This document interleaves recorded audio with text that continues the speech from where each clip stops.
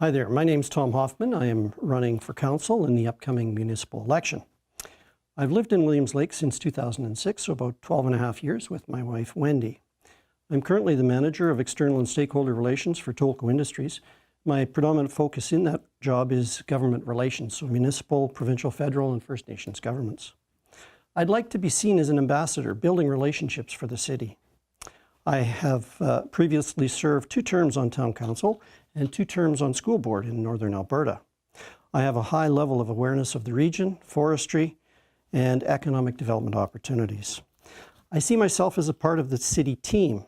I understand how important it is to be a team player. If elected, I have 3 key areas of focus.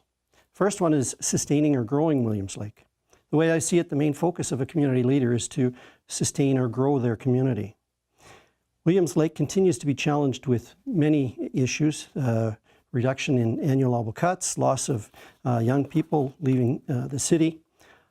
I believe we have to market our community and surrounding amenities, get rid of the stigma about our crime rates, identify our niche and strengths and promote them to attract people to the city. The second area of focus is being an advocate for ratepayers. I want to act as an advocate to our ratepayers with issues inside the city and on behalf of the city to the province and federal governments. The third and final area of focus is on fiscal accountability. I want to look for ways to have better services but pay less for our ratepayers. There really are only 2 ways: to increase revenues or decrease costs. With respect to increasing revenues, there's a multitude of grants and taxation issues or ways that we can look to increase our revenues. Working with Indigenous communities, cannabis taxation, and community forest revenues. On the reducing cost side of the equation, we need to look at all non-essential services and better utilization of underused capital, such as buildings and equipment. I look forward to your support on October 20th. Well, many First Nations peoples in the region don't even live in their communities or reserves. Up to 50% of many of the close communities the people from there live in Williams Lake, so they are community members. We even have a couple of chiefs who are residents of Williams Lake. So if elected, I would want to represent them like all other residents.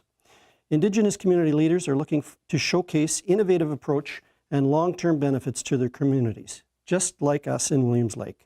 We need to meet with First Nations community leaders and explore ways to grow our collective economic and social opportunities. We have a long cultural heritage that we share, manifested by the Williams Lake Stampede every year. Meeting training opportunities and growing the TRU in Williams Lake is an opportunity for all of us. We need to capitalize on Indigenous knowledge, experience, and local business networks. We need to look to Aboriginal people to address our growing labor needs and to build cultural competencies in staff and council so that we can all increase our cultural awareness. And finally, we need to increase and diversify our Aboriginal procurement and other business opportunities as a city to achieve cost savings and efficiencies. We need to look for ways to have better services but pay less for all ratepayers. Again, the only 2 ways to do that is either to increase our revenues or decrease our costs. On the increased revenue side of the equation, we need to grow our community, market our community and surrounding amenities, increase revenues from our community forest shared with the Williams Lake Indian Band. We need to look to provincial grants, such as the recently announced provincial infrastructure grant that grants up to 90% for communities under 25,000. We need to work with Indigenous communities, and we need to look for opportunities in cannabis taxation with the new upcoming cannabis legislation.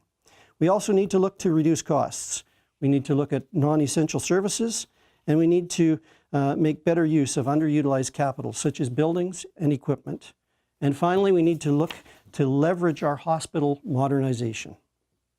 As I understand it, municipalities will have the authority to set the development rules for new cannabis developments in our existing land use bylaws, and to make decisions on development applications relating to cannabis retail locations.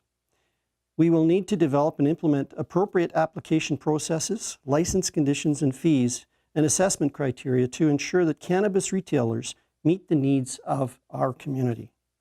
I would like to see a public awareness and education campaign to inform our residents of the new laws and potential health concerns associated with the use of cannabis.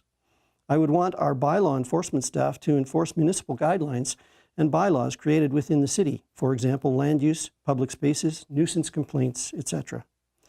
After consultation with constituents, I would want to explore what rules above and beyond the minimum requirements set by the province can be set to protect children and avoid confrontation in public spaces. For example, based on input from the community, we could create more restrictive hours of operation for cannabis stores, establish shorter or further distances from sensitive use areas. And finally, I'd like to see and have the RCMP continue to be responsible for enforcing provincial and federal laws related to cannabis possession and consumption. Ultimately, we need to reduce the fuel hazard close to our community. We're situated in a bowl surrounded by fir that is showing signs of fir beetle attack. Left unchecked, this will result in additional buildup of fuels for fire that will severely increase the risk to our residents.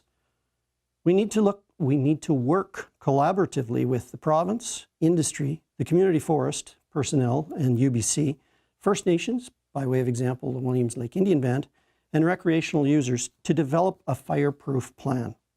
We need to harvest and thin out the forests closest to our town first, and then move progressively farther out. As we witnessed in 2017, fire is able to jump substantive distances, so we need to ensure that the fuel is addressed outside of the city limits as well. The benefits in doing this: fire protection is good for the community, and it provides fiber for local industry. As well, I see that there's an opportunity for reduced insurance rates for our residents.